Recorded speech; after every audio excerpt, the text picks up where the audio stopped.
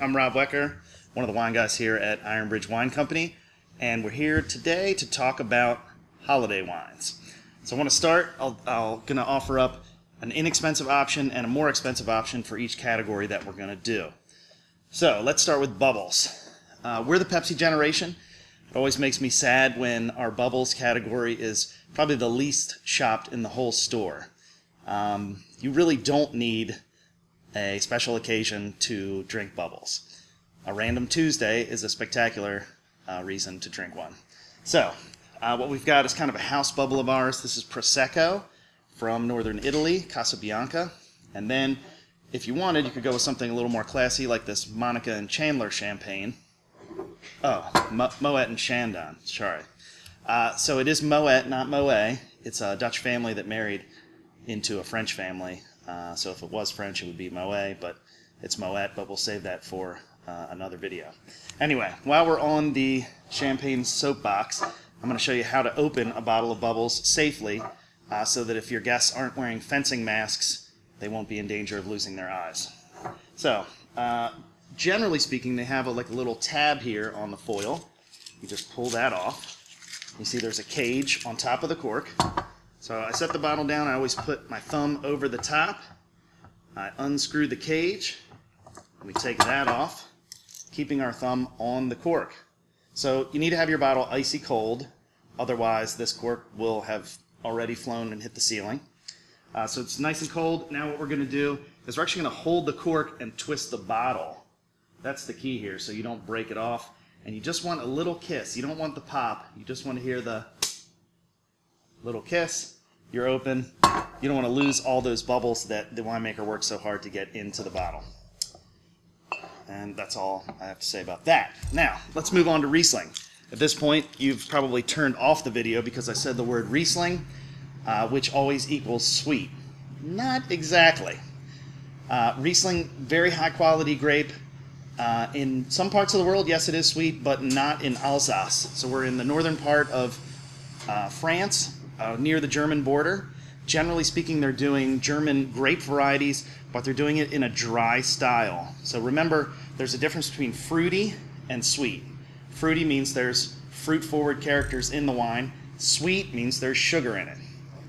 Riesling can be, well, Riesling is generally fruity, but it's not always sweet. So here we go, some Greiner Riesling from Alsace.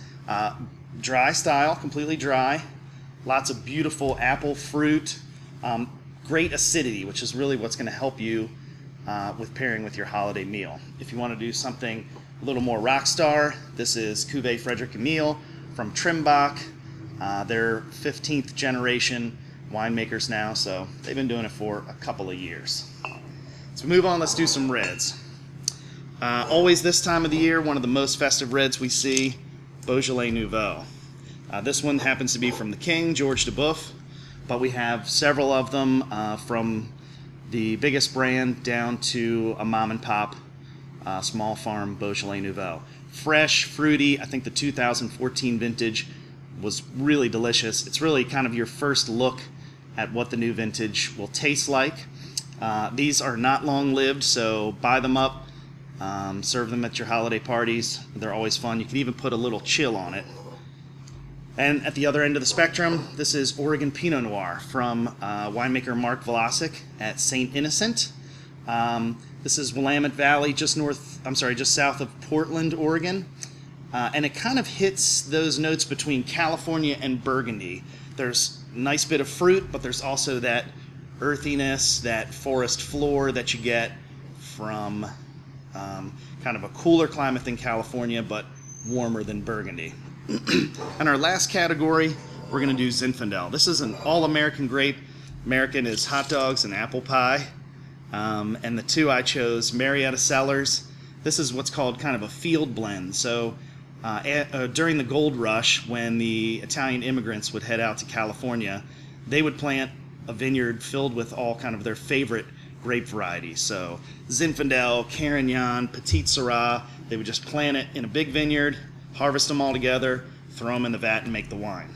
Now, today we don't do it in that same manner. However, Marietta is still making a field-style blend based on all those grapes, mostly Zinfandel, but a ton of the kitchen sink things thrown in there as well. Carignan, Petite Syrah, Syrah, etc., etc. Great value, one of the best values in our store, definitely. And at the other end of the spectrum, from Dry Creek in Sonoma, this is Raffinelli. We're fortunate enough to get one case of this every year. Really rock star, broad-shouldered briar bramble style of Zinfandel. A real treat. So, hope you found some nice things for your holidays. Come and see us either at the store or online, www.ironbridgewines.com. Thanks.